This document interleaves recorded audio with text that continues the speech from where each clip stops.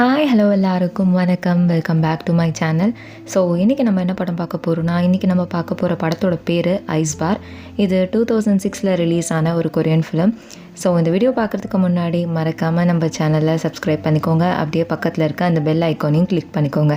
இப்போ வாங்க இந்த வீடியோக்குள்ளே போகலாம். இந்த மூவியோட ஸ்டார்டிங் சீனில் எல்லா பசங்களும் கிளாஸ் ரூமில் உட்காந்துட்ருக்காங்க. அப்போது அதுலேருந்து ஒரு மொட்டை பையன் மட்டும் அங்கேருந்து எஸ்கேப் ஆகி வெளியில் ஓடுறான். இப்போது அந்த கிளாஸில் இருக்க அந்த சார் என்ன சொல்கிறாருன்னு பார்த்தீங்கன்னா, வெக்கேஷன் ஸ்டார்ட் ஆக போது, ஸோ எல்லோரும் படிச்சுட்டு வாங்க அப்படின்ற மாதிரி சொல்லிகிட்ருக்காரு. எங்கே அப்படியே ஒரு பையனை காட்டுறாங்க. இவனோட நேம் கிம்மு. இவன் தான் நம்ம படத்தோட ஹீரோ.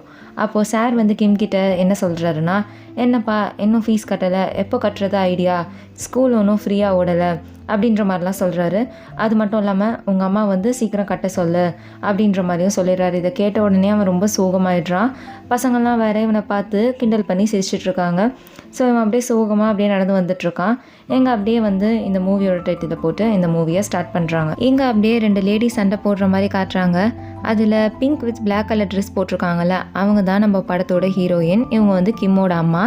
இப்போ வந்து இவங்க ஒரு க்ரீன் கலர் ட்ரெஸ் போட்டிருக்க ஒரு லேடி கூட சண்டை போட்டுட்ருக்காங்கல்ல. சொல்லப்போனால் இவங்க 2 பேருமே பெஸ்ட் ஃப்ரெண்ட்ஸு. ஆனால் என்னென்னா, நம்ம ஹீரோயின் வந்து இந்த ஸ்மக்லிங் பண்ண காஸ்மெட்டிக் ஐட்டம்ஸ் எல்லாம் வந்து யாருக்கும் தெரியாமல் விற்றுட்ருக்காங்க. அதை வந்து இந்த லேடி கிட்டே விற்றுருப்பாங்க, அதாவது அவங்க ஃப்ரெண்டு கிட்ட. அதை வாங்கிட்டு இன்னும் அவங்க காசு கொடுத்துருக்க மாட்டாங்க. ஸோ அந்த காசை கேட்க போகும்போது தான் இவங்க 2 பேரும் இப்படி சண்டை போட்டுட்ருக்காங்க. அப்படி 2 பேரும் சண்டை போட்டுட்ருக்கும் போது அது அந்த ஊரே வேடிக்கை பார்த்துட்ருக்கு.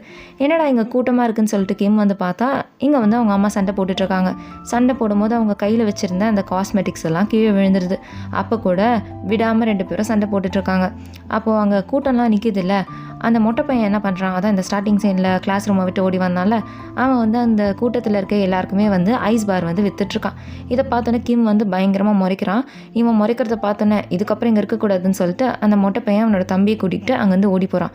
நீ எங்கள் அம்மா சண்டை போகிற இடத்துலையே விற்கிற அப்படின்னு சொல்லிட்டு பின்னாடியே அடிக்க ஓடி வரான். அதுக்குள்ளே போலீஸ் வண்டி வந்துடுது. ஐயோ இவங்க பார்த்தா அவ்வளோதான் அப்படின்னு சொல்லிட்டு அவங்க அம்மா கிட்டே போயிட்டு அலர்ட் பண்ணுறான்.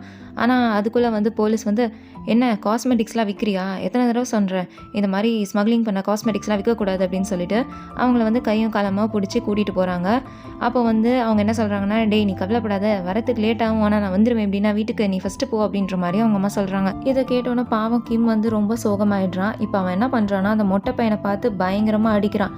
நான் எத்தனை தடவை சொல்கிறேன், அந்த ஐஸ் பார் எங்கள் அம்மா சண்டை போடுற அந்த கூட்டத்தில் வந்து நீ விற்காதுன்னு, நான் எவ்வளோ சொன்னாலும் நீ கேட்க மாட்டியா அப்படின்னு சொல்லிட்டு அந்த பையனை போட்டு பயங்கரமாக அடிச்சிட்ருக்கான். அவன் தம்பி வேற, எங்கள் அண்ணனை அடிக்காத விட்டுடு அப்படின்னு சொல்லிட்டு இருக்கான். ஆனால் அவன் கேட்கவே மாட்டான். ஆக்சுவலாக இந்த மொட்டை பையனுக்கு அம்மா அப்பா யாரும் இல்லை, இருக்கிறது ஒரு தம்பி மட்டும்தான். ஸோ எப்படின்னா வந்து லைஃப்பை சர்வை பண்ணணும்ல, அதனால தான் வந்து இந்த ஐஸ் பார் வந்து விற்றுட்ருக்கான். இந்த கிம்முக்கு வந்து அப்பா இல்லை அம்மா மட்டும்தான். ஸோ ஊரே வந்து அவனை வந்து அப்பா இல்லாத பையன்னு சொல்லி கிண்டல் பண்ணிகிட்ருப்பாங்க. ஸோ இவங்க 2 பேருமே அதை சொல்லி திட்டிக்கிறாங்க. அப்போ வந்து உனக்கு அப்பா இல்லை அப்படின்னு சொல்லிட்டு அந்த மொட்டை பையன் சொல்ல, ஓ அவ்வளோ தூரம் ஆயிடுச்சா, இந்த ஐஸ் பாக்ஸ் இருந்தால் தானே வந்து நீ விற்ப, இதை எடுத்துகிட்டு போய் நான் டாய்லெட்டில் போட போகிறேன் அப்படின்னு சொல்லிட்டு அதை எடுத்துகிட்டு போயிடுறான். அவன் வந்து ப்ளீஸ் எடுத்துகிட்டு போகாதன்னு எவ்வளவோ சொல்கிறான். ஆனால் கேட்காம கிம் வந்து அதை எடுத்துகிட்டு போயிடுறான். இப்போ அதை எங்கேயோ வச்சுட்டு நேராக அவன் வீட்டுக்கு வரான். ரொம்ப சோகமாக இருக்கான். அப்போ அவங்க வீட்டோட ஹவுஸ் ஓனர் லேடி, என்னடா இவ்வளோ லேட்டாக வர, ஃபஸ்ட் டேவே இவ்வளோ லேட்டாக அப்படின்னு சொல்லி கேட்டுட்ருக்காங்க. அவங்களோட ஹஸ்பண்ட் வேறு யாரும் இல்லை, அவங்க அம்மாவை அரெஸ்ட் பண்ண அந்த போலீஸ் தான். அவர் வந்து வீட்டுக்கு வராரு. அவரை பார்த்து, அம்மா எப்போ வெளியில் வருவாங்க அப்படின்னு சொல்லிட்டு கேட்க, உங்கள் அம்மா மாட்டுறது இது ஃபஸ்ட் டைம் கிடையாது, ஆல்ரெடி நிறைய தடவை மாட்டியிருக்காங்க, நான் எவ்வளவோ பேசி பார்த்துட்டேன், விடலை, இந்த வாட்டி கொஞ்சம் நிறைய ஃபைன் கட்டினா தான் விடுவாங்க போல், ஸோ அதுக்கு ஏற்பாடு பண்ணு அப்படின்ற மாதிரி சொல்லிடுறாரு. இதை கேட்டோன்னா அவனுக்கு என்ன பண்ணுறதுனே தெரியல. ஏன்னா அவன்கிட்ட சுத்தமாக காசு இல்லை. அவங்க அம்மா வந்தால் மட்டும்தான் அவன்கிட்ட காசு. இப்போ அவங்க அம்மாவும் ஜெயிலில் இருக்காங்க. இவன்கிட்ட காசும் இல்லை, எப்படி வெளியில் எடுக்க போகிறேன்னு தெரியாமல் நைட்டு வந்து தனியாக வந்து நின்று புலம்பிகிட்ருக்கான். அப்போது அந்த இடத்துக்கு அந்த மொட்டை பையன் வரான். அவன் வந்து கிம் கிட்ட, டேய் சாரிடா, இனிமேல் உங்கள் அம்மா இருக்க இடத்துக்கு நான் வந்து விற்க மாட்டேன், என்னோட அந்த ஐஸ் பாக்ஸை மட்டும் கொடுத்துரு அப்படின்னு சொல்லிட்டு ரொம்ப கெஞ்சி கேட்டு அழுகுறான். ஸோ அதனால் இவனும் வந்து சரி அதை நான் டாய்லெட்லலாம் போடல, ஒரு இடத்துல தான் வச்சுருக்கேன், எடுத்து தரவா அப்படின்னு சொல்லிட்டு அங்கே தான் இருக்க போய் எடுத்துக்கோன்ற மாதிரி சொல்கிறான்.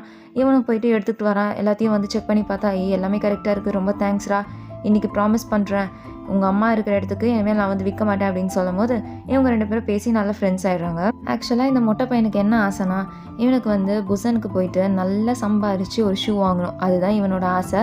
அதுக்கு தான் நான் வந்து இவ்வளோ காசு சேர்த்து வச்சுட்ருக்கேன் அப்படின்ற மாதிரி இவன் சொல்கிறான். அப்படியா, உங்ககிட்ட நிறைய காசு இருக்கா, சரி எங்கள் அம்மா வெளியில் எடுக்கணும், ஃபைன் கட்டணும், கொஞ்சம் காசு தெரியான்னு சொல்லிட்டு கேட்க, டேய் ஃப்ரெண்ட்ஸ்குள்ளெல்லாம் காசு வாங்கக்கூடாது அப்படின்னு சொல்லிட்டு அவன் அங்கேருந்து ஓடிறான். இவன்கிட்ட போய் கேட்டுமே அப்படின்னு சொல்லிட்டு எங்கள் கிம் யோசிச்சுட்ருக்கான்.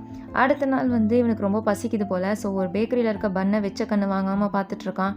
சரி என்னடா பண்ணுறது அங்கேருந்து போகலான்னு சொல்லிட்டு போகிறேன். அந்த டைமில் அந்த மொட்டை பையன் வந்து டேய் என்னோடய பேக் ஒரு நிமிஷம் புடி அப்படின்னு சொல்லிட்டு அந்த ஐஸ் பாக்ஸை வந்து கொடுக்குறான். இவன் என்ன பண்ண போகிறான்னு பார்த்தா அந்த ஊரில் இருக்க ஒரு குண்டு பையனை காட்டுறாங்க. இவன் வந்து ஒரு முட்டையை உரித்து சாப்பிட்லான்னு சொல்லிட்டு அதை உரித்து கரெக்டாக வாய்க்கிட்டு எடுத்துகிட்டு போகிறான். அந்த டைமில் இந்த மொட்டை பையன் போய் வேணும்னே அந்த குண்டு பையனை மோதுறான்.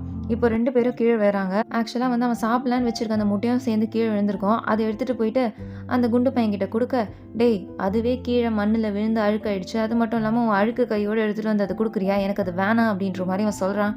சரி வேணாம் தானே, அப்போ நானே சாப்பிட்டுறேன் அப்படின்னு சொல்லிட்டு சாப்பிட்டுட்ருக்கான். இதுக்கு தான் ஆக்சுவலாக இவன் பிளான் பண்ணியிருக்கான். பக்கத்தில் வந்து கிம் இருக்கான். அவன் வந்து அது ஏக்கமாக பார்த்துட்ருக்கான். ஏன்னா அவனும் சாப்பிடல, அவனுக்கும் ரொம்ப பசிக்குது. கீழே விழுந்த முட்டையாக இருந்தால் கூட பரவாயில்ல அப்படின்னு சொல்லிட்டு அதை பார்த்துட்டு இருக்கும்போது உனக்கு வேணுமான்னு சொல்லிட்டு அவன் கேட்க ஆமான்ற மாதிரி சொல்கிறான். ஸோ இவன் பாதி சாப்பிட்டு அவனுக்கு பாதி கொடுக்குறான். அதை வாங்கி அவனும் சாப்பிட்றான். சாப்பிடும்போது அவ்வளோ சந்தோஷம். ஏன்னா ஒரு நாள் ஃபுல்லாக பட்னியாக இருக்காங்க, அதனால அதை சாப்பிட்டுட்டு ரொம்ப சந்தோஷப்படுறான். இதுக்கப்புறம் அவங்க அம்மாவோட ஃப்ரெண்ட் இருக்காங்கல்ல, அதான் அந்த கூட்டத்தில் நின்று 2 பேரும் சண்டை போட்டிருப்பாங்களே, அந்த ஆன்ட்டி கிட்ட போயிட்டு ஆன்ட்டி உங்களால் தான் எங்கள் அம்மா உள்ளே போனாங்க, ஸோ நீங்கள் தான் ஃபைன் கட்டி எங்கள் அம்மா வெளியில் கொண்டு வரணும் அப்படின்னு சொல்லிட்டு கேட்குறான். டேய் நானாடா சண்டை போட்டேன், உங்கள் அம்மா தானே ஃபஸ்ட்டு சண்டை போட்டா, என்னால் ஃபைன்லாம் கட்ட முடியாது, சோலில் இருக்க உங்கள் அப்பா கிட்ட போய் கேளு அப்படின்ற மாதிரி சொல்கிறாங்க. என்னது சோலில் எங்கள் அப்பாவா, எனக்கு அப்பாலாம் யாரும் இல்லை, எங்கள் அப்பா இறந்து போயிட்டாரு அப்படின்ற மாதிரி சொல்கிறான். ஓ உங்கள் அம்மா உங்ககிட்ட அப்படி தான் சொல்லி வச்சிருக்காளா, அவள் போய் சொல்கிறா, உனக்கு அப்பா இருக்காங்க, அவரோட பேர் கங்கு, அவர் வந்து சோலில் இருக்காரு, போய் கேளு அப்படின்ற மாதிரி சொல்லிடுறாங்க. இவ்வளோ நாள் வந்து இவனுக்கு அப்பா இல்லைன்னு நினச்சிட்டு இருக்கான். இப்போ வந்து இவனுக்கு அப்பா இருக்குது அப்படின்ற ஒரு விஷயம் எனக்கு தெரியுது.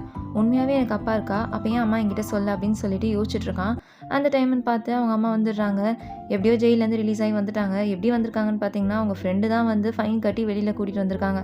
அப்போ சொல்கிறாங்க, டேய் நான் வந்து அவள் கூட அப்பப்போ சண்டை போட்டாலும் அவள் என்னோட நல்ல ஃப்ரெண்டுடா, வேறு அவள் எனக்காக ஃபைன்லாம் கட்டி வெளியில் கொண்டு வந்திருக்கா, அவளை மாதிரி ஃப்ரெண்டு கிடைக்கிறதுக்கு நான் ரொம்ப கொடுத்து வச்சுருக்கணும், ஆனால் என்ன அப்பப்போ நாங்கள் சண்டை போட்டுப்போம் அப்படின்ற மாதிரி சொல்ல, இனிமேல் சண்டை போடாதம்மா அப்படின்ற மாதிரி சொல்லிவிட்டு இவங்க 2 பேரும் நடந்து போயிட்டுருக்காங்க.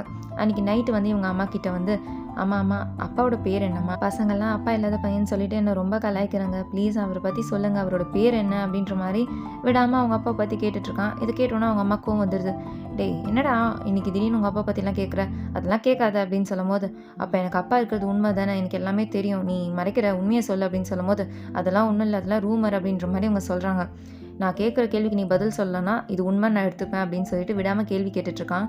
அவங்க அம்மா பதில் சொல்லாமல் என்ன சொல்கிறதுன்னு தெரியாமல் அமைதியாக படுத்துட்ருக்காங்க. ஸோ அவனுக்கு தெரிஞ்சிருச்சு நமக்கு வந்து அப்பா இருக்காங்க, எவ்வளோ கேட்டோம் அம்மா சொல்லலை, ஸோ கண்டிப்பாக இருக்காங்க அப்படின்னு சொல்லிட்டு அவ்வளோ சந்தோஷமாக இருக்கான். அடுத்த நாள் ரொம்ப சந்தோஷமாக ரயில்வே ஸ்டேஷனுக்கு போயிட்டு சோலுக்கு போகிறதுக்கான டிக்கெட் எவ்வளோ அப்படின்னு சொல்லிட்டு செக் பண்ணி பார்க்குறான். அது வந்து 841 841 வந்து அவன்கிட்ட இல்லை, இவ்வளோ காசுக்கு நான் எங்கடா போகிறது அப்படின்னு சொல்லிட்டு யோசிச்சுட்ருக்கான். இங்கே அப்படியே ஒரு பர்சனை காட்டுறாங்க. இவர் தான் வந்து அந்த ஐஸ் பார் ஃபேக்ட்ரியோட ஓனரு. இவர்கிட்ட 2 பேர் வேலை செய்கிறாங்க. இவரோட பேர் இன்பேக்குக்கு ஒரு தங்கச்சி இருக்குது. ஸோ அவங்க 2 பேர் தான் இவர்கிட்ட வேலை செய்கிறாங்க. இவங்க 2 பேருமே ஒரு கம்யூனிஸ்ட் அப்பாவுக்கு பிறந்தவங்க. ஸோ வேறு எங்கேயுமே வேலை கொடுக்கலன்னு சொல்லிட்டு இவர் தான் வந்து வேலை கொடுத்து வச்சுருக்காரு. சொல்லப்போனால் ஒரு அடிமை மாதிரி தான் வச்சுருக்காரு. எப்போ பார்த்தாலும் அடிக்கிறது திட்டுறது அப்படின்னு தான் வந்து வேலை வாங்கிட்டு இருக்காரு. அப்போது கிம்மும் மொட்டை பையனும் 2 பேருமே வராங்க. வந்து கிம்முக்கு வந்து வேலை வேணும் அப்படின்னு சொல்லிட்டு கேட்குறான். அதை பார்க்குற அவர் வந்து வேகன்சிலாம் இல்லைப்பா நீ கிளம்பலாம் அப்படின்னு சொல்லும் போது அந்த இன்பேக்கோட தங்கச்சி இல்லை இந்த மொட்டை பையனோட தம்பியை வந்து யாரும் அடாப்ட் பண்ணிட்டு போகிறாங்க, அவனோட சேர்ந்து இன்னொரு பையனையும் அடாப்ட் பண்ணிட்டு போகிறதுனால அந்த இடம் வந்து வேக்கண்ட்டாக தான் இருக்குது, ஒரு ஆள் நமக்கும் தேவைப்படுது அப்படின்ற மாதிரி சொல்லும் போது, ஓ அப்படியா, அப்போ கிம்மை வந்து வேலைக்கு சேர்த்துக்கலாம், ஆனால் ரொம்ப குட்டி பையனாக இருக்கானே இவனுக்கு வேலை செய்ய தெரியுமா அப்படின்னு சொல்லிட்டு பார்த்தா அவன் வந்து நான் நல்லா விற்பேன், ஐஸ் பார் நல்லா கற்றுவேன் அப்படின்னு சொல்லிட்டு கத்தி காட்டுறான். இதை பார்த்தோன்னா ஓனரே வந்து ஓ நல்லா திறமையான பையன் தான் போலி, சரி நாளையிலேருந்து வேலைக்கு வா அப்படின்னு சொல்லிட்டு கையில் வந்து அந்த ஐஸ் பார் இருக்க பேக்கை கொடுத்து அனுப்பிச்சுட்றாரு. அதை வாங்கிட்டு போயிட்டு ரோடாக விற்கிறான். ஒரு ஆள் கூட வாங்கிக்க மாட்றாங்க. பயங்கர வெயிலாக இருக்குது. யார் கேட்டாலும் வந்து எனக்கு வேணான்னு சொல்லிட்டு வேறு பொருள் தான் வாங்க போகிறாங்க. அங்கே வேறு செம்ம வெயிலாக இருக்கிறதுனால அது அப்படியே சாப்பிடணும் போல் இருக்குது. அதை வாய்க்கிட்ட கூட எடுத்துகிட்டு போயிடுறான். ஆனால் வேணான்னு சொல்லிட்டு உள்ளே வச்சிடுறான். அப்படியே நைட் ஆகுது. ஒரு ஐஸ்கிரீம் கூட வைக்கல. ஓனருக்கு என்ன பதில் சொல்ல போகிறோன்னு தெரியல. இதை விற்று தான் அந்த காசை வச்சு இவங்க அப்பாவை போய் மீட் பண்ணலான்னு சொல்லிட்டு இவன் பிளான் பண்ணியிருக்கான்.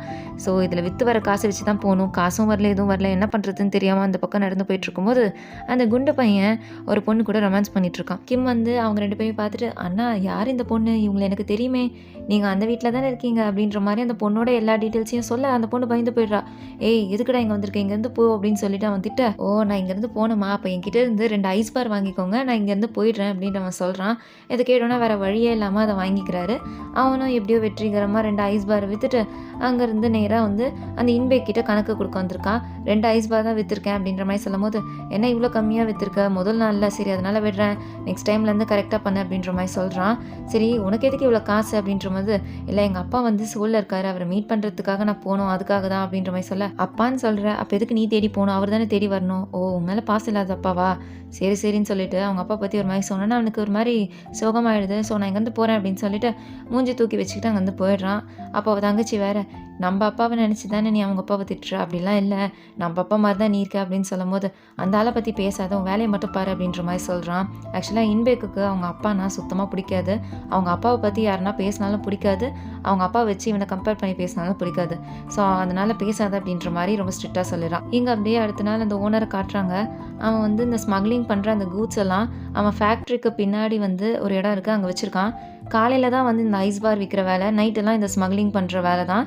ஸோ அதுக்கேற்ற அந்த கூட்ஸ் எல்லாம் பின்னாடி வச்சுட்டு இது எல்லாத்தையும் எப்படின்னா காலி பண்ணிடணும் அப்படின்னு சொல்லிட்டு ஒருத்தங்கிட்ட பேசிகிட்டு இருக்கான். இங்கே கிம் வந்து ஐஸ் பார் விற்கலாம் அப்படின்னு சொல்லிட்டு அந்த பேக்கை தூக்கிட்டு வரான். அப்போ அந்த டைமில் அவங்க அம்மா நடந்து போகிறாங்க. ஐயோ நம்ம அம்மா நம்மளை பார்த்தா அவ்வளோதான் சொல்லிட்டு அந்த பேக்கை ஓரமாக வச்சுட்டு ஒன்றுமே தெரியாத மாதிரி நடந்து போகிறான். அவங்க அம்மா பார்த்துட்டு, என்னடா பண்ணிகிட்ருக்க, விளையாடிட்டு இருக்கியா, பாரு எவ்வளோ டயர்டாக இருக்குது, எவ்வளோ அழுக்காக இருக்க, சரி ரொம்ப நேரம்லாம் இருக்காத, சீக்கிரமாக முடிச்சுட்டு வீட்டுக்கு வா அப்படின்ற மாதிரி சொல்லும் போது, இல்லைம்மா என் ஃப்ரெண்டோட வீடு இங்கே இருக்குது, அதனால் விட்டு போதான் வந்தேன், நான் முடிச்சுட்டு சீக்கிரம் வந்துடுறேன் அப்படின்னு சொல்லிட்டு அவங்க அம்மாவை சமாளித்து அங்கேருந்து அனுப்பிச்சிடுறான். இதுக்கப்புறம் அவன் பேக்கை தூக்கிட்டு அந்த மொட்டை பையனை தான் பார்க்க வரான். அவன்கிட்ட, டேய் நான் எவ்வளவோ கத்தி வித்தேன்டா, ஆனால் யாருமே வாங்க மாட்றாங்க, உன்கிட்ட இருந்து மட்டும் எப்படி எல்லாரும் வாங்குறாங்க, நீ சொல்ல அந்த டெக்னிக் எங்கே போய் விற்ற இதெல்லாம் விற்கும் அப்படின்னு சொல்லும் போது அவன் ரொம்ப சோகமாக இருக்கான். பிகாஸ் அவனுக்கு இருக்கிறது அவன் தம்பி மட்டும் தான், அவனையும் அடாப்ட் பண்ணி கூட்டிகிட்டு போகிறதுனால யாருமே இல்லைன்னு சொல்லிட்டு ஃபீல் பண்ணி சோகமாக இருக்கும்போது, ஏன்டா என் பின்னாடி வந்து டார்ச்சர் பண்ணுறேன், சரி சரி எனக்கு ஒரு இடம் தெரியும், அங்கே போய் இதை வந்து சேல் பண்ண கண்டிப்பாக சேல் ஆகிடும், ஆனால் நான் இந்த இடத்த சொன்னதுக்கப்புறம் என்ன நீ டார்ச்சர் பண்ண மாட்டேன்னா நான் சொல்கிறேன் அப்படின்ற மாதிரி சொல்ல, டேய் நீ சொன்னால் போதும், அதுக்கப்புறம் நான் உன்னை பார்க்க கூட வரமாட்டேன் அப்படின்ற மாதிரி அவன் சொல்ல, சரின்னு சொல்லிட்டு அவன் சொல்கிறான். ஆக்சுவலாக அவன் வந்து எங்கே சொல்லியிருப்பான்னு பார்த்தீங்கன்னா ரயில்வே ஸ்டேஷன் தான் சொல்லியிருப்பான். அங்கே நிறைய பேர் வர்றதுனால எல்லாரும் வாங்குவாங்கன்ற மாதிரி சொல்லியிருப்பான். ஸோ கிம் என்ன பண்ணுறான்னா அந்த ரயில்வே ஸ்டேஷனுக்கு போயிட்டு அந்த ஐஸ் பாரை விற்க ஆரம்பிக்கிறான். செம்ம சேல்ஸ் ஆகுது, அவனுக்கு ஒரே சந்தோஷமாக இருக்குது. அந்த காசு எடுத்துகிட்டு வந்து இன்பேக் கிட்ட கொடுக்குறான். இன்பேக்கே வந்து அதை பார்த்து ஷாக் ஆயிடுறான். பரவாயில்லடா நல்லா விற்றுருக்க சூப்பர் அப்படின்னு சொல்லிட்டு பாராட்டுறான். அப்போ அந்த கேங்கில் இருக்க ஒரு புள்ளி பையன் அதை பார்த்துட்டு பயங்கரமாக முறைக்கிறான். அதை வந்து அந்த மொட்டை பையனும் நோட்டீஸ் பண்ணுறான், ஆனால் எதுவுமே சொல்லலை. அடுத்த நாள் கிம் வந்து அந்த ரயில்வே ஸ்டேஷனுக்கு போயிட்டு மறுபடியும் விற்கும் போது அந்த புள்ளி பையன் என்ன பண்ணுறான், 2 பசங்களை கூட்டிகிட்டு வந்து கிம்மை போட்டு பயங்கரமாக அடிக்கிறான். அது மட்டும் இல்லாமல் அவன் கிட்ட இருந்த எல்லா ஐஸ் பாரையும் சாப்பிட்டுட்டு அவன் எடுத்துகிட்டு வந்த அந்த டப்பாவையும் உடைச்சிடுறான். பாவம் அந்த பையனை போட்டு பயங்கரமாக அடித்ததுனால அவன் முகத்துலலாம் காயம் ஆயிடுச்சு. அது மட்டும் இல்லாமல் அவன் என்ன சொல்கிறான்னு பார்த்தீங்கன்னா, நீ வந்து இந்த இடத்துல விற்கணும்னா என்னோட ஐஸ் பாரில் 10 விற்றுதா, அப்போ இந்த இடத்துல நீ விற்கலாம் அப்படின்ற மாதிரி சொல்கிறான். ஆனால் அதுக்கு கிம் ஒத்துக்கல. ஓ அப்படியா, அப்போ நீ என்ன பண்ணுற, இன்றைக்கி நைட்டு வந்து அந்த சீவேஜ் ஏரியா இருக்கும்ல, அங்கே வந்து நீ என்னை பாரு, அப்படி வர முடியாதுன்னு சொன்னா உங்கள் அம்மாவுக்கு தெரியாமல் தானே இதெல்லாம் நீ விற்கிற, உங்கள் அம்மா கிட்ட நான் போட்டு கொடுத்துருவேன் அப்படின்னு சொல்லிட்டு பிளாக்மெயில் பண்ணுறான். ஸோ அவனுக்கு வேறு வழி இல்லை, வந்து தான் ஆகணும். இதெல்லாம் பிளாக்மெயில் பண்ணிவிட்டு அவன் அந்த இடத்த விட்டு போயிடுறான். இப்போது உடஞ்சி போன அந்த பேக்கை எடுத்துக்கிட்டு நேராக அவன் ஓனர்கிட்ட வரான். அவன் ஓனர் முன்னாடி நின்னோன்னே அவன் எல்லா விஷயத்தையும் சொல்கிறான். ஆனால் அந்த ஓனர் வந்து எதுவுமே நம்பாமல், நீ எல்லாத்தையும் சாப்பிட்டுட்டு யார் மேலேயே பழி போடுறியான்னு சொல்லிட்டு கிமோட கன்னத்துலேயே பலாருன்னு அரைஞ்சிடுறாரு. அப்போ கூட அவன் வந்து ப்ளீஸ் ப்ளீஸ் என்னை நம்புங்கன்ற மாதிரி சொல்கிறான். இதுக்கப்புறம் வந்து உனக்கு இங்கே வேலை கிடையாது, இங்கேருந்து கிளம்புன்ற மாதிரி அந்த ஓனர் சொல்ல, ப்ளீஸ் என்னை மட்டும் வேலையை விட்டு துரத்திடாதீங்க அப்படின்னு சொல்லிட்டு எப்படி கெஞ்சுறான்னு பாருங்களேன், பயங்கரமாக கெஞ்சிட்ருக்கான். அப்போது இன்பேக் தான் வந்து காப்பாற்றுறான். அப்போது இன்பேக்கே வந்து அந்த ஓனர் அடிச்சுடுறான். அப்போ கிம் வந்து, எனக்காக எதுக்கு வந்து நீங்கள் இன்பேக் அடிக்கிறீங்க, அவர் அடிக்காதீங்க அப்படின்ற மாதிரி சொல்ல, ஓ உனக்கு இவன் சப்போர்ட்டா, நீயே ஒரு கம்யூனிஸ்ட் பையன், உனக்கு சப்போர்ட்டுக்கு ஒருத்தன் வரானா, உன்னை வந்து யாரோ வேலைக்கு சேர்க்கலன்னு தான் நான் சேர்த்துருக்கேன், நீ என்னையே வந்து இப்படி பண்ணுற அப்படின்ற மாதிரி பேசும்போது, அப்படிலாம் இல்லை, உங்களை பார்த்து நாளைக்கு அவன் வெளியில் போய் தப்பாக சொல்லிட்டா என்ன பண்ணுறது, அதனால தான் வந்து அவனை அடிக்க வேணான்னு நான் சொன்னேன் அப்படின்னு சொல்லிட்டு இன்பேக் வந்து பிளேட்டை மாற்றிடுறான். ஸோ அந்த ஓனராலையும் எதுவும் சொல்ல முடியல, அமைதியாக போயிடுறான். இதை பார்க்குற இன்பேக் தங்கச்சிக்கு ரொம்ப கஷ்டமாக இருக்குது. நம்ம கண்ணு முன்னாடியே அண்ணன் வந்து இப்படிலாம் அடி வாங்குறேன்னு சொல்லிட்டு ரொம்ப ஃபீல் பண்ணிகிட்ருக்கா. இப்போ வேலை போனதுனால ரொம்ப சோகமாக கிம் வந்து வெளியில் நடந்து போயிட்டுருக்கான். அப்போ அவன்கிட்ட சாரி கேட்கறதுக்காக அந்த மொட்டை பையன் நின்றுட்டுருக்கான். இவனை பார்த்தோன்னா, டேய் சாரிடா என்னை மன்னிச்சிரு, உனக்காக நான் ஐஸ் பார் கொண்டு வந்திருக்கேன்னு சொல்லிட்டு கொடுக்க, ஃபஸ்ட்டு வேணான்னு தான் சொல்கிறான். ஆனால் எப்படியோ வந்து சமாதானப்படுத்தி அவனை சாப்பிட வச்சுடுறான். சாப்பிடும்போது டேஸ்ட்டு சூப்பராக இருக்குது போல். அப்படியே சாப்பிட்டுட்ருக்கான். டே எனக்கு ஒரு வாய் கூடுறான், என் லைஃப்பில் நான் சாப்பிட்டதே இல்லைன்னு சொல்லிட்டு அந்த மொட்டை பையன் கேட்க, சரின்னு சொல்லிட்டு கொடுக்குறான். இப்படி 2 பேரும் ஷேர் பண்ணி சாப்பிட்டுட்ருக்காங்க. சின்ன பசங்களில் ஸோ சண்டையெல்லாம் மறந்து மறுபடியும் ஃப்ரெண்ட்ஸ் ஆகிட்டாங்க. எங்கள் அப்படியே அன்றைக்கி நைட் ஆகுது. கிம் வந்து அந்த மொட்டை பையனை கூட்டிகிட்டு அந்த சீவேஜ் ஏரியாவுக்கு வரான். வரும்போது ரொம்ப பயப்படுறான். அங்கே பேயெல்லாம் இருக்குன்னு சொல்கிறாங்கடா, என்னடா பண்ணுறது அப்படின்னு சொல்லிட்டு அந்த மொட்டை பையன் சொல்ல, இந்த கிம் வேறு பயந்துக்கிட்டே வரான். அப்போது அந்த புள்ளி பையன் என்ன சொல்கிறான்னா, அந்த பிரிட்ஜை க்ராஸ் பண்ணி நீ போகணும், உனக்கு தெரியும்ல இந்த ஊர்லேயே நான் மட்டும்தான் அந்த க்ராஸ் பண்ணியிருக்கேன், அவ்வளோ பயங்கரமான இடம், இப்போ நீ உள்ளே போகிற பார்த்து போயிட்டு வா அப்படின்னு சொல்லும்போது கிம் என்ன சொல்கிறான்னா, சரி ஒரு டீல் வச்சுக்கலாம், நான் ஃபஸ்ட்டு அந்த பிரிட்ஜை க்ராஸ் பண்ணிட்டேன்னா நான் வந்து அந்த ஸ்டேஷனில் தனியாக வைக்கிறேன், சப்போஸ் நீ ஃபஸ்ட்டு க்ராஸ் பண்ணிட்டீங்கன்னா உன்னோட ஐஸ் பார்லேருந்து நான் 10 விற்று தரேன், ஏன்னா டீலுக்கு ஓகேவான்னு சொல்லிட்டு கேட்கும்போது அவனாலே எதுவும் சொல்ல முடியாது, ஏன்னா ரொம்ப கெத்தாக சொல்லிட்டான், நான் தான் இந்த ஊர்லேயே வந்து இதை க்ராஸ் பண்ணி போனவன்னு சொல்லிட்டு, இப்போ முடியாதுன்னு சொன்னால் சின்ன பசங்க முன்னாடி அசிங்கமாயிடும்னு சொல்லிட்டு அந்த டீலுக்கு ஓகே சொல்லி 2 பேரும் உள்ளே போகிறாங்க. ஃபுல்லாக தண்ணியாக இருக்குது, இருட்டாக இருக்குது, ஒன்றுமே தெரியல. அந்த பையன் இதுக்கு முன்னாடி இதை க்ராஸ் பண்ணி போனதில்லை போல், சும்மா போய் சொல்லியிருக்கான், அது அவன் முகத்தை பார்த்தாலே தெரியுது. பயந்து போயிட்டு இருக்கும் போது அங்கே திடீர்னு கை மை ஒன்று தெரியுது, அதை பார்த்தோன்னே பயந்து போய் கத்தி மயக்கம் போட்டு கீழே விழுந்துடுறான். அப்புறம் தான் கிம் சொல்கிறான், டே அது வந்து கை இல்லைடா, ஜஸ்ட்டு க்ளவுஸு, அதை பார்த்து தான் அவன் பயந்து போயிருக்கான், இவன் அந்த இடத்துக்கு முன்ன பின்ன போனது கூட கிடையாது, நம்மக்கிட்ட போய் சொல்லியிருக்கான் பா, அவனுக்கெல்லாம் போய் நம்ம பயந்துருக்கோண்டா, அவனே வந்து போய் தான் சொல்லியிருக்கான் நம்மக்கிட்ட அப்படின்னு சொல்லிட்டு 2 பேரும் அவனை கலாச்சி சிரிச்சிட்ருக்காங்க. ஆக்சுவலாக என்ன நடந்திருக்குன்னா, அவன் மயக்கம் போட்டு கீழே விழுந்ததுனால அவன் அந்த பிரிட்ஜை க்ராஸ் பண்ணியிருக்க மாட்டான். நம்ம கிம் வந்து சூப்பராக தைரியமாக அந்த பிரிட்ஜை வந்து க்ராஸ் பண்ணி வந்துட்டுருப்பான். ஸோ இனிமேல் அவனுக்கு பிரச்சனை இல்லை, அந்த ஸ்டேஷனில் அவன் மட்டும் தனியாக வைக்கலாம். இப்போ கூட அந்த ஸ்டேஷனில் அவன் விற்கிற அந்த ஐஸ் பாரை தான் அந்த ஸ்டேஷனில் இருக்க எல்லாருமே வாங்கி சாப்பிட்டுட்ருக்காங்க. சொல்லப்போனால் அந்த ஊரில் இருக்க பாதி பேர் அவன்கிட்ட தான் ஐஸ் பார் வாங்கி சாப்பிட்டுட்ருக்காங்க. அவனோட சேல்ஸும் செமையாக போகுது. இங்கே அப்படியே அந்த ஓனர் தான் காட்டுறாங்க. அவன் என்ன பண்ணுறான்னா, இன்பேக் கிட்ட ஒரு பேக்கை கொடுத்து இதை போய் டெலிவரி பண்ணிட்டு வா அப்படின்ற மாதிரி சொல்கிறான்.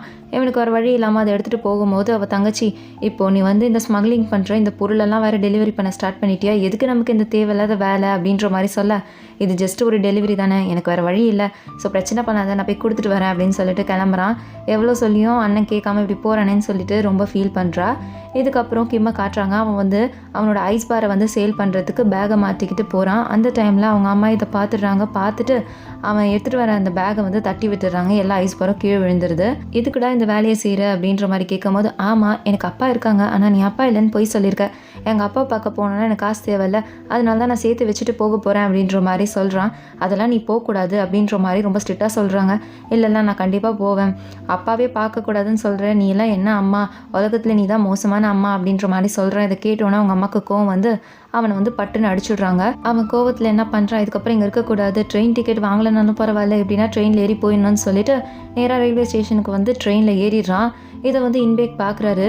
அது மட்டும் இல்லாமல் அந்த ட்ரெயினோட கேப்டனும் வந்து இதை பார்த்து அவனை பிடிச்சிட்டு போயிட்டு ரூமில் உட்கார வச்சு பயங்கரமாக திட்டிருக்காரு. அந்த டைமில் கரெக்டாக வந்து இன்பேக் வந்து, அவன் எனக்கு தெரிஞ்ச பையன்தான், அவங்க அப்பா சோலில் தான் இருக்காரு, நான் அவனை கூட்டிகிட்டு போகிறேன் அப்படின்ற மாதிரி சொல்லிட்டு அவனை வந்து அங்கேருந்து காப்பாற்றி கூட்டிகிட்டு வந்துடுறாரு. அதுக்கப்புறம் அட்வைஸ் கொடுக்குறாரு, உங்கள் அப்பாவை பார்க்குறதுக்கு ஏன்டா இப்படி துடிக்கிற, உங்கள் அப்பாவுக்கு மேலே பாசம் இருந்தால் அவரே வரப்போகிறாரு, எதுக்கு இப்படிலாம் பண்ணுற அப்படின்னு சொல்லிட்டு அவர் வந்து பேசிகிட்டு இருக்கும் போது, எங்கள் அப்பாவை எப்படி என்னால் வெறுக்க முடியும், எங்கள் அப்பாவை நான் இது வரைக்கும் பார்த்தது கூட கிடையாது, எங்கள் அப்பாவை பார்க்கணுன்னு எனக்கு ஒரு ஆசை இருக்காதா, உங்கள் அப்பா கம்யூனிஸ்ட் அப்படின்றதுனால வந்து நீங்கள் உங்கள் அப்பாவை வெறுக்கிறீங்க, ஆனால் எங்கள் அப்பாவை நான் பார்த்தது கூட இல்லை, அப்போ எப்படி என்னால் வெறுக்க முடியும், என்னோடய லைஃப்பில் நான் ஒரு தடவையாக தான் பார்த்துடணும்னு சொல்லி அவன் மனசில் இருக்க அந்த கஷ்டத்தெல்லாம் சொல்கிறான். இவன் சொல்கிறதெல்லாம் கேட்குற இன்பேக்குக்கும் இவன் மனசில் என்ன நினைக்கிறான் அப்படின்றது நல்லா புரியுது. ஸோ அவரும் எதுவும் பெருசாக சொல்லலை. அன்றைக்கி நைட்டு வீட்டுக்கு வந்து இவன் தூங்கிட்டுருக்கான். அப்போ அவங்க அம்மா வந்து அவனோட ஷோல்டர் பார்ட்டை பார்க்குறாங்க. அந்த பேக்கை தூக்கிட்டு போனதுனால அவனுக்கு அங்கே ஒரு தழும்பு மாதிரி ஆயிடுச்சு.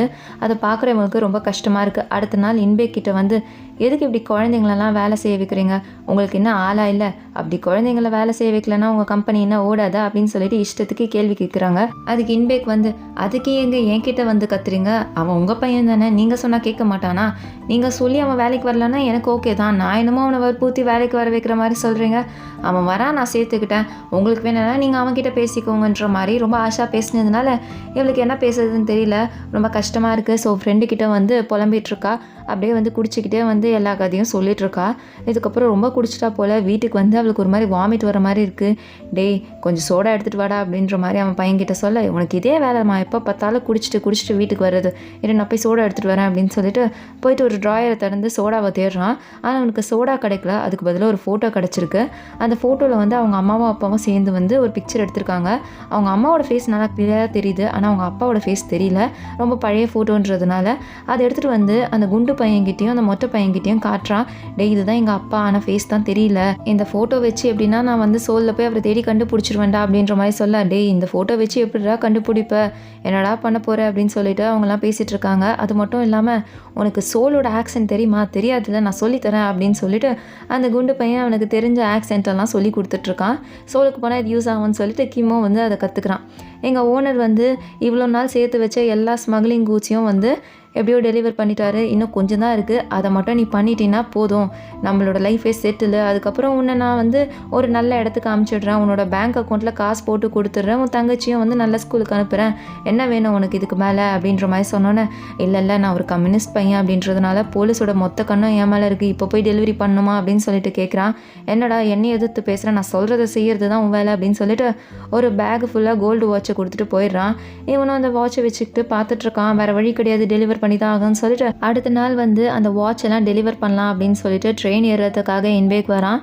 அதை பார்த்த கிம்மும் மொட்டை பையனும் அவங்ககிட்ட பேசுறதுக்காக வராங்க.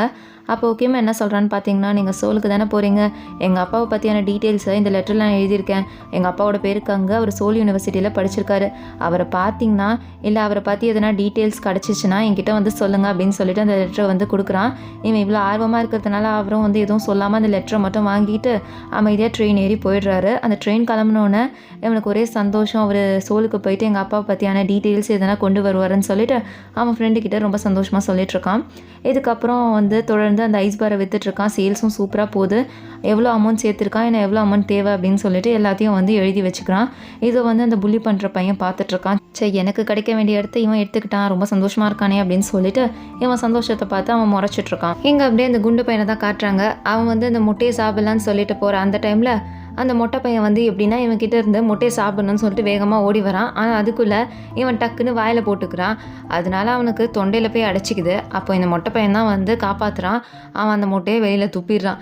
ஏன்னா எனக்கு பயந்து இப்படிலாம் பண்ணுறீங்க அப்படின்னு சொல்லிட்டு கேட்க, சாரிடா இன்றைக்கும் வந்து என்கிட்ட இருந்து முட்டையை வாங்கிட்டு போயிடுவேன் தான் பண்ணேன், ஆனால் இப்படி என் தொண்டையில் அடைச்சிக்கோன்னு எனக்கு தெரியாது, எனிவேஸ் என் உயிரையே நீ காப்பாற்றிருக்க, இந்தா இன்னைக்கு உனக்கு எக்ஸ்ட்ரா முட்டை அப்படின்னு சொல்லிட்டு ஒரு முட்டையை கொடுக்குறாரு. அதை பார்த்தோன்னா அவன் முகத்தில் அப்படி ஒரு சந்தோஷம். எங்கே அப்படியே ஃபேக்ட்ரியில் காட்டுறாங்க. இன்பேக்கோட தங்கச்சி மட்டும்தான் இருக்கா, ஓனரும் இல்லை இன்பேக்கும் இல்லை. அந்த இடத்துக்கு போலீஸ் வந்து விசாரிக்கிறாங்க, எங்கே உங்கள் அண்ணன் அப்படின்னு சொல்லிட்டு. என்னோட அண்ணனும் இங்கே இல்லை, என்னோட ஓனரும் இல்லை, வந்தால் சொல்கிறேன் அப்படின்ற மாதிரி அவள் சொல்கிறா. உங்களை மாதிரி இந்த ஸ்மக்லிங் பண்ணுற ஆளுங்களால எங்களுக்கு எவ்வளோ டார்ச்சர் தெரியுமா, நீங்கள் மட்டும் மாட்டினீங்கன்னா அவ்வளோதான் அப்படின்ற மாதிரி போலீஸ் வந்து வார்னிங் கொடுத்துட்டு அங்கேருந்து போகிறாங்க. இதை கேட்டோடனே இவளுக்கு பயம் வந்துருச்சு. ஐயோ அண்ணன் வேறு டெலிவரி பண்ணுறதுக்காக அந்த பொருள்லாம் எடுத்துகிட்டு போயிருக்கானே, மாட்டிக்கிட்டா என்ன பண்ணுறது அப்படின்னு சொல்லிட்டு அதை பற்றி யோசிச்சுட்ருக்கா. எங்கள் முட்டையை வாங்கிட்டு ரொம்ப சந்தோஷமாக வந்துட்டுருக்கான். அப்போது அவனுக்கு முன்னாடி அந்த புள்ளி பண்ணுற பசங்கள்லாம் வந்து நிற்கிறாங்க. ஆக்சுவலாக அந்த பிரிட்ஜை க்ராஸ் பண்ண முடியாமல் அவன் மயக்கம் போட்டு விழுந்ததுனால இவ்வளோ நாள் ஹாஸ்பிட்டல் அட்மிட் ஆகிருந்திருப்பான். அந்த டைமில் அவனோட ஷூவை வந்து நம்ம மொட்டை பையன் தான் போட்டுருந்துருப்பான். இப்போ அவனோட ஷூவை கேட்டு தான் வந்திருக்கான். சரி நீ என்னோட ஷூவை போட்டிருக்கல, அது வந்து எவ்வளோ பெரிய தப்பு தெரியுமா, ஆனால் நான் உன்னை மன்னிச்சு விட்டுறேன், அதுக்கு பதிலாக அந்த முட்டையை நீ என்கிட்ட கொடு அப்படின்ற மாதிரி சொன்னேன். எந்த முட்டை, என்கிட்ட எந்த முட்டையும் இல்லையே அப்படின்னு சொல்லிட்டு அவங்க எங்கே அந்த முட்டையை வாங்கிட போகிறாங்கன்னு சொல்லிட்டு பயந்து அங்கேருந்து ஓடிடுறான். எங்கள் கிம் வந்து ரயில்வே ஸ்டேஷனில் இன்பேக்காக வெயிட் பண்ணிகிட்ருக்கான். அந்த டைமில் இன்பேக்கும் ட்ரெயினை விட்டு இறங்கி வராரு. அப்போ தான் கரெக்டாக வராரு. அந்த டைமில் அந்த புள்ளி பசங்க என்ன பண்ணுறாங்க, அந்த மொட்டை பையனை ஃபாலோ பண்ணிக்கிட்டே வராங்க. இப்போ அந்த பையன் எங்கே வந்திருக்கான்னு பார்த்தீங்கன்னா தப்பிச்சு போய் ஒரு ரயில்வே ஸ்டேஷனுக்கு தான் ஓடி வந்திருக்கான். அந்த ரயில்வே ஸ்டேஷனில் தான் கிம்மும் இன்பேக்கும் இருக்காங்க. எப்படின்னா வந்து அந்த மொட்டை பையனை பிடிச்சிடணும் அப்படின்னு சொல்லிட்டு வேகமாக ஓடி வர டைமில் அந்த இன்பேக்கை வந்து இடிச்சிடுறாங்க. பாவம் அவன் கையில் வச்சுருந்த அந்த பேக் வந்து அப்படி கீழே விழுந்துருது. அவன் பேக்கில் வச்சுருந்த அந்த கோல்டு வாட்ச் எல்லாம் கீழே விழுந்துருச்சு. ஸோ இப்போ இன்பேக் வந்து அதை தான் எடுத்து வச்சுட்டு இருக்கான். அதுக்குள்ளே போலீஸ் வந்துடுறாங்க. அந்த இடத்துல வந்து பார்த்தா இவன் இப்படி கோல்டு வாட்சை வச்சுருக்கிறத பார்த்தோன்னே இவனை அப்படியே வந்து பிடிச்சிடுறாங்க. ஹேண்ட்கஃப் போட்டுட்ருக்காங்க. எங்கள் மொட்டை பையன் என்ன பண்ணுறதுன்னு தெரியாமல் அந்த ரயில்வே ட்ராக் மேலே ஓடிட்டுருக்கான். ஆனால் அந்த பசங்க எப்படியோ வந்து இவனை பிடிச்சிடுறாங்க. பிடிச்சி பயங்கரமாக அடிக்கிறாங்க. இதை வந்து கிம் பார்க்குறான். அப்போது அந்த மொட்டை பையனை காப்பாற்றணும்னு சொல்லிட்டு வேகமாக ஓடி வரான். அதுக்குள்ளே பார்த்தா ஆப்போசிட்லேருந்து ட்ரெயின் வந்து ரொம்ப ஃபாஸ்ட்டாக வந்துட்டுருக்கு. ஸோ அந்த பசங்க இதுக்கு மேலே இருந்தால் பிரச்சனை ஆகிடும்னு சொல்லிட்டு அந்த மொட்டை பையனை அடிச்சுட்டு அப்படியே விட்டுட்டு போயிடுறாங்க. இப்போ வந்து அந்த பையன் என்ன பண்ணுறான்னா, அவங்க தான் போயிட்டாங்களே, நம்ம இங்கேருந்து எஸ்கேப் ஆகி போகலான்னு சொல்லிட்டு போகிறதுக்காக ட்ரை பண்ணுறான். ஆனால் அவனால் போக முடியல. ஏன்னா அவனோட கால் வந்து அந்த ட்ராக்குக்கு நடுவில் வந்து ஸ்ட்ரக் ஆகிடுச்சு. ட்ரெயின் வேறு ரொம்ப ஃபாஸ்ட்டாக வந்துட்டுருக்கு. அவனுக்கு என்ன பண்ணுறதுன்னு தெரியல. இவனை காப்பாற்றுறதுக்கு கிம் வேறு வேகமாக ஓடி வந்துட்டுருக்கான். இதை வந்து இன்பேக் வந்து பார்க்குறான். ட்ரெயின் வேறு வேகமாக வருது, கிம்முக்கு எதனா ஆகிட போகுதுன்னு சொல்லிட்டு கிம்மை காப்பாற்றுறதுக்காக வேகமாக ஓடி வரான். போலீஸ்கிட்டேருந்து தப்பிச்சு எப்படின்னா வந்து அவனை காப்பாற்றிடலான்னு சொல்லிட்டு. அதுக்குள்ளே இவன் பின்னாடியே போலீஸ்லாம் ஓடி வராங்க, எங்கே இவன் தப்பிச்சிட போகிறான்னு சொல்லிட்டு. ஆனால் துரதிருஷ்டவசமாக அதுக்குள்ளே ட்ரெயின் வந்து அந்த மொட்டை பையனோட கால்லேயே ஏறிடுது. ஸோ அவனுக்கு ஒரு கால் போயிடுது. இப்போ ஹாஸ்பிட்டலில் தான் அட்மிட் ஆகியிருக்கான். சொல்லப்போனால் ஒரு பாதி காலை காணும், ஃபுல்லாக பேண்டேஜ் போட்டுட்டு படுக்க வச்சுருக்காங்க. கால் போனதை நினச்சி ரொம்ப ஃபீல் பண்ணுறான். இனிமேல் எல்லாரும் என்னை கலாய்ப்பாங்க, கால் இல்லாதவன் சொல்லிட்டு என்ன பண்ணுறதுன்னு தெரியல அப்படின்னு சொல்லிட்டு பயங்கரமாக ஃபீல் பண்ணி அழுதுட்ருக்கான். அவனுக்கு பக்கத்தில் கிம் இருக்கான். ரொம்ப ஆறுதலாக பேசுகிறான். இனிமேல் அப்படி உன்னை யாருன்னா சொல்லி கலாச்சாங்கன்னா கவலையே படாத, அவங்கள நான் பார்த்துக்கிறேன் அப்படின்னு சொல்லிட்டு அவனுக்கு பிடிச்ச அந்த முட்டையை உரிச்சு கொடுக்குறான். இதுக்கப்புறம் கிம் வந்து ஃபேக்ட்ரிக்கு வந்து பார்த்தா ஃபேக்ட்ரி வந்து காலியாக இருக்குது. போலீஸ் வந்து ஃபுல்லாக காலி பண்ணிட்டாங்க. ஓனரும் ஓடிட்டான். இதிலேருந்து இன்பேக்கையும் வந்து அரெஸ்ட் பண்ணிட்டாங்க. ஸோ கிம்முக்கு தெரிஞ்சிருச்சு இதுக்கப்புறம் இனி இவனுக்கு வேலை இல்லை இந்த இடத்துலன்னு சொல்லிட்டு. ஸோ என்ன பண்ணுறதுன்னு தெரியாமல் அதை பற்றி யோசிச்சுக்கிட்டு ரொம்ப சோகமாக இருக்கான். எங்கள் கிம்மோட அம்மாவை தான் காட்டுறாங்க.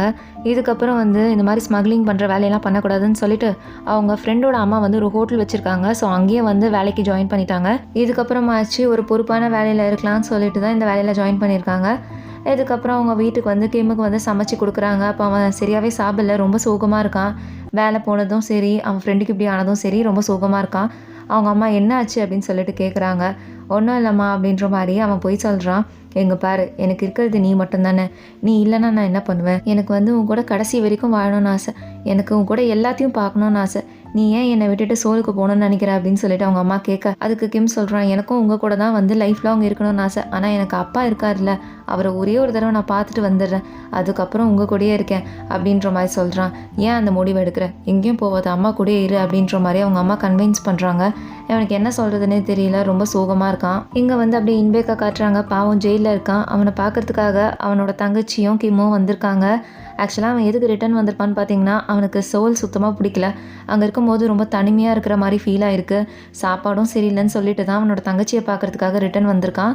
அப்படி வராமல் இருந்திருந்தா இன்றைக்கி அவன் மாட்டியிருக்க மாட்டான். ஸோ தங்கச்சி ரொம்ப ஃபீல் பண்ணிகிட்ருக்கா. அப்போ கிம் கேட்குறான், எங்கள் அப்பாவை போய் பார்த்தீங்களா, எதனா தெரிஞ்சுதான்னு சொல்லிட்டு.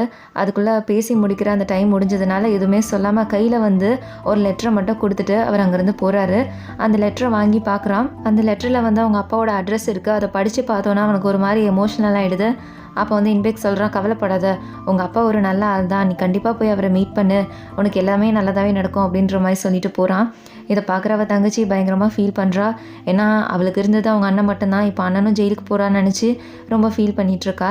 இதுக்கப்புறம் கிம் வந்து அந்த மொட்டை பையனை பார்த்து, இது மாதிரி எங்கள் அப்பாவோட அட்ரஸ் கிடச்சிருச்சுரா, அவரை தான் நெக்ஸ்ட்டு நான் போய் பார்க்கணும், ஆனால் என்ன பண்ணுறது, என்கிட்ட தான் காசு இல்லையே, இப்போ அந்த ஃபேக்ட்ரியும் மூடிட்டாங்க, இதுக்கப்புறம் நான் என்ன பண்ண போகிறேன்னு எனக்கு தெரியல அப்படின்னு சொல்லிட்டு ரொம்ப ஃபீல் பண்ணிகிட்ருக்கான். நான் இதுக்கப்புறம் வீட்டுக்கு போகிறேன், நீ உன்னை பார்த்துக்கோன்னு சொல்லிட்டு வீட்டுக்கு வரான். வீட்டுக்கு வந்துட்டு வீட்டுக்கு வெளியில் நைட்டெல்லாம் நிற்கிறான். என்ன பண்ணுறதுன்னு தெரியாமல் முழிச்சிட்ருக்கான். அந்த டைமில் அவனை பார்க்குறதுக்காக மொட்டை பையனே வீட்டுக்கு வந்துடுறான். நீ என்னடா பண்ணிகிட்ருக்க, எங்கள் ஹாஸ்பிட்டல் இல்லாமன்னு சொல்லிட்டு கேட்க, அது இல்லைடா, அங்கே ரொம்ப போர் அடிக்குது, அதனால தான் நானே ஸ்டிக்கை வச்சு இங்கே வந்துட்டேன், இப்போ பாரு எனக்கு 3 கால் இருக்குது அப்படின்ற மாதிரி அவன் ஒரு கஷ்டமே இல்லாமல் அதை கூட சந்தோஷமாக சொல்லிகிட்ருக்கான்.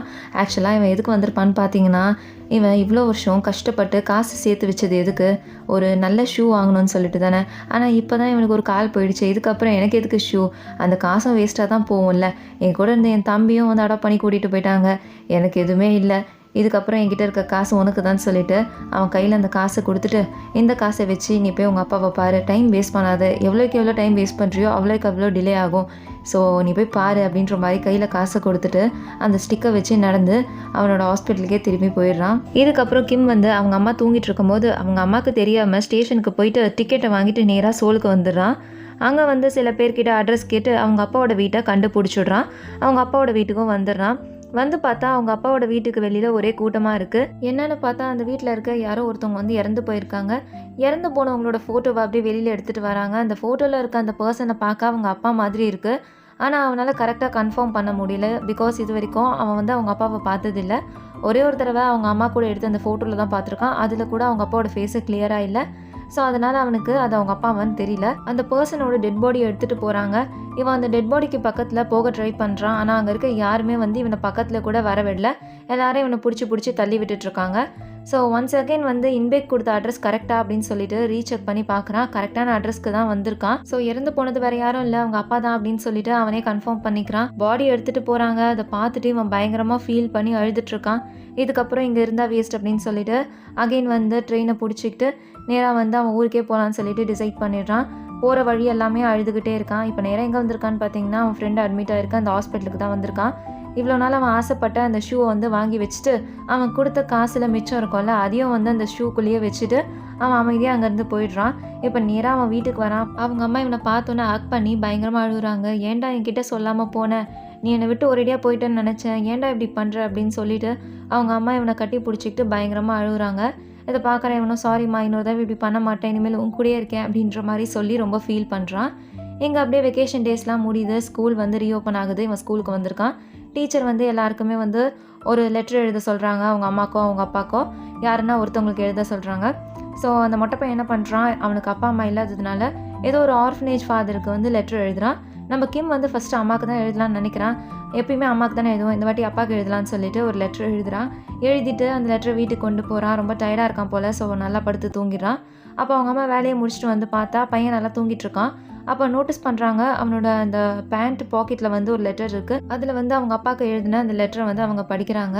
அதில் அவன் என்ன எழுதியிருக்கான்னு பார்த்தீங்கன்னா, அப்பா எனக்கு உங்களை ரொம்ப பிடிக்கும், நான் வந்து 3rd கிரேடில் படிக்கிறேன், உங்களை பார்க்குறதுக்காக நான் சோலுக்கு வந்தேன், அதுக்கு நான் எவ்வளோ கஷ்டப்பட்டேன் தெரியுமா, ஐஸ் பார் விற்றேன், நான் வேலை செய்கிற ஃபேக்ட்ரியில் ஒருத்தர் இருக்கார், அவர்கிட்ட அட்ரஸை கண்டுபிடிச்சிட்டு வர சொன்னேன், என்னோடய ஃப்ரெண்டு வந்து அவன் சேர்த்து வச்ச காசை வந்து எனக்கு கொடுத்தான், ஸோ தட் நான் உங்களை பார்க்க வர முடியும் அப்படின்னு சொல்லிட்டு இந்த மாதிரி நிறைய பேர் எனக்கு ஹெல்ப் பண்ணாங்க. பட் நான் அங்கே வரத்துக்கு தான் ரொம்ப லேட் ஆகிடுச்சு, உங்களால் என்னை பார்க்க முடியல, என்னாலேயும் உங்களை பார்க்க முடியல, கடைசி வரைக்கும் நம்மளால் பார்க்கவே முடியல அப்படின்னு சொல்லிட்டு ரொம்ப ஃபீல் பண்ணி அந்த லெட்டர் எழுதியிருக்கான்.